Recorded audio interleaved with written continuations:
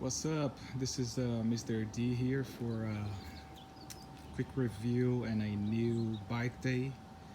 Um, it's a 2019 Scott Genius 940.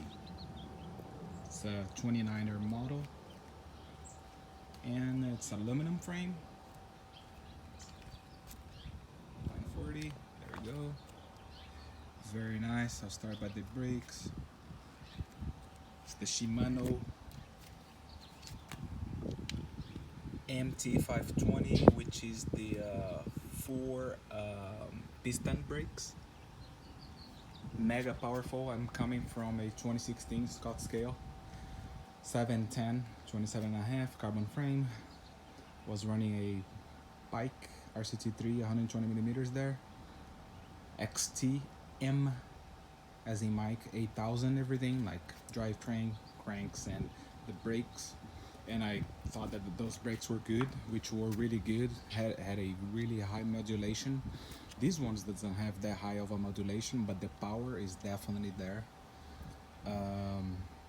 So this is 150 millimeters front and rear. I don't know what people talk smack about this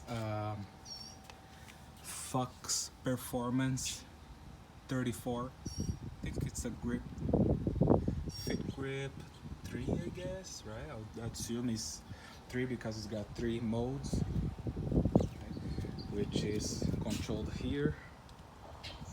You have the full open, you have the platform, which makes the rear suspension 120 millimeters, and then lockdown modes for both suspensions, the front suspension and the rear shock, right?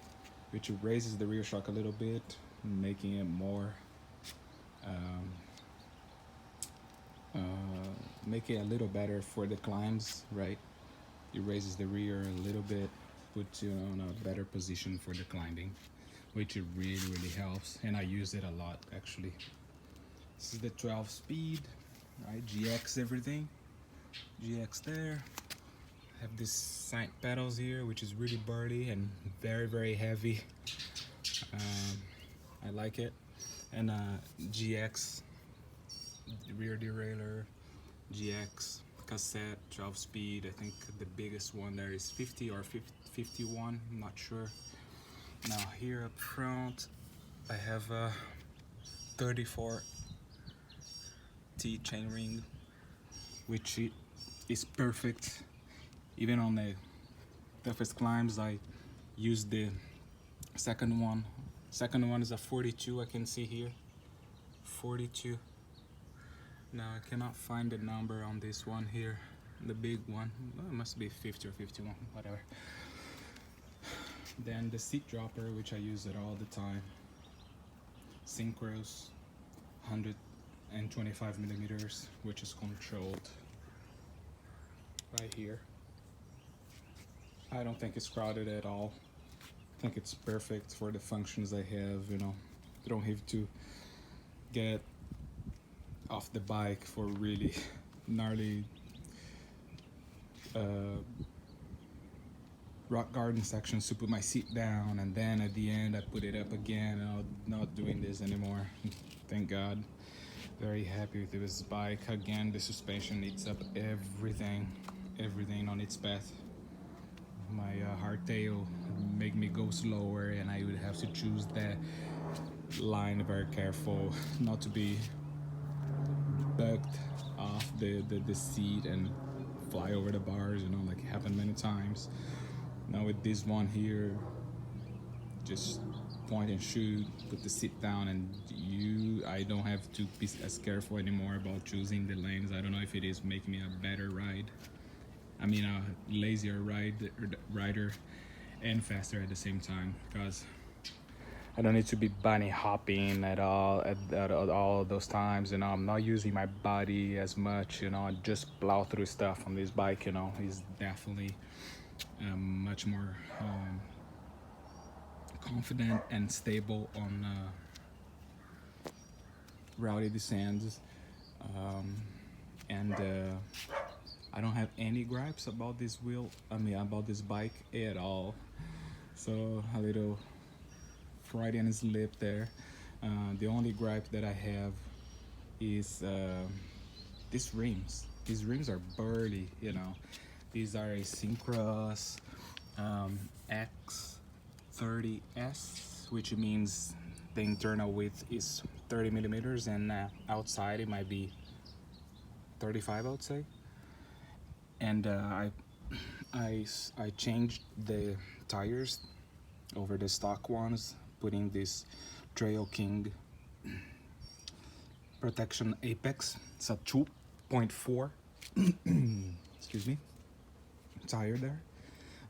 The factory ones are a Maxxis EXO, I believe, but it was not the 3C compounds, so I'm not taking any chances. And it was a 2.6, so just took him out of there and stuck these tires in, and do not regret a bit, because these tires are very grabby. At the right amount of air pressure, they do a great job. And I'm running to a rim insert, which is an European brand called Anaconda Barbieri. Didn't want to drop all the cash on the Cush core, right? So I might try him out, because all of that, this burly rear suspension and all these tires, and you know, you couldn't save the rim. Put in a little bend over here, right here. I don't know if you could tell. I'm super careful. I don't abuse the bike. I just ride it hard, the way it is meant to be ridden, but I don't abuse. I'm not reckless, you know. And that happened. So what I might do is just like bash the crap out of these rims, you know, and then I will upgrade for the generic of the DT Swiss E1700, which is the rim DT Swiss E512. I'm gonna put in some decent rear hub there, like DT Swiss 350 with a 54T engagement ratchet, because this is some Syncros hub. Don't even know, you know, the model, but on those really technical climbs, like going up this rock gardens over here on the rocky ridge, it kind of, I don't have the quick response I need. Like you can see here, like look at that, it's completely dead. Completely dead. So it takes me long when I pedal back to go up that rock. Of course, I don't want to have any pedal strike. You can hear super slow engagement. So yeah, that's what I'm swapping next time, and it's the only thing I'm swapping on this bike, because again, I don't know why people talk smacks about this Fox 34. It's burly enough, stiff enough, and I'm no light rider. I'm at like 185-ish on a good day, so it's perfect. This bar width, it's perfect too. It's a mini rise bar, 760 millimeters by maybe 12 millimeters of rise. It's perfect for me. The stem is a 50 millimeters short one, which is perfect. Love it. And yeah, that's the only thing I'm swapping on this bike. And I swapped also the shifter here. It's a GX too. It came factory from NX. NX, I just want to run one clamp here. The NX wouldn't allow me to do that, and the NX was kind of plasticky, you know. I didn't like that much, the feeling of that, so I just put the GX, and the GX feels right. Feels right now. So this bike's a must-have for you that like burly sections, confidence and stability, but at the same time riding safe on those trails out there. All right, happy trails. And if I said something wrong, please let me know in the comments down below. All right, thank you for watching. Take it easy.